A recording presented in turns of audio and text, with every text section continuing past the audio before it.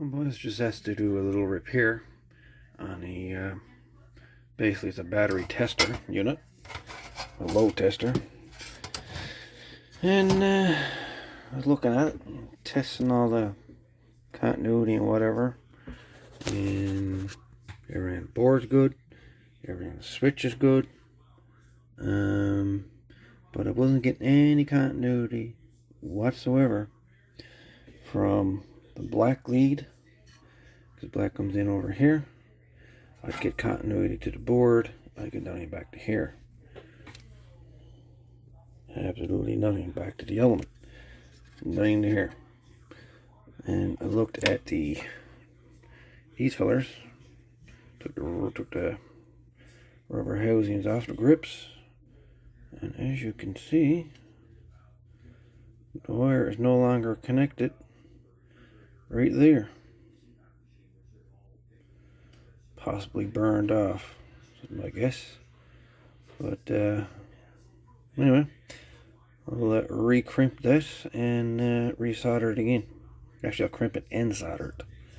See if we can't get this working. But as it sits right now, that is why this load tester is not working. So as soon as I release the clip here, the wire fell right out. The red and white wire is supposed to be crimped onto that lug, because that goes back in this red and gray wire here, which goes to this side the element. Comes in and back out.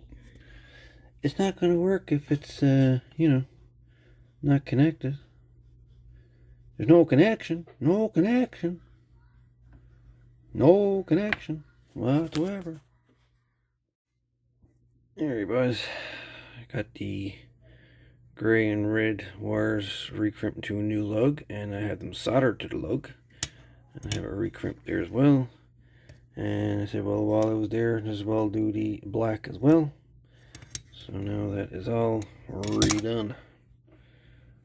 So reassemble this thing here and see what happens. Okay, so just want to show you what the load tester looks like. Got a bit of a bang, but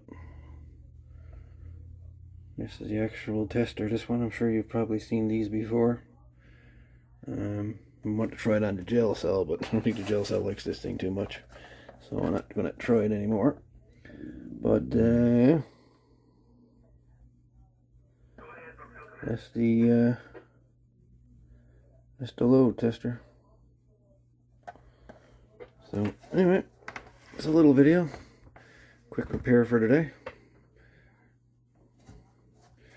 I guess for some or whatever reason she burned the wires off. I guess it was a dead short on the battery, I'm assuming. Anyway, there you have it. All the best, folks, and we'll see you on the next one. Brainox 63.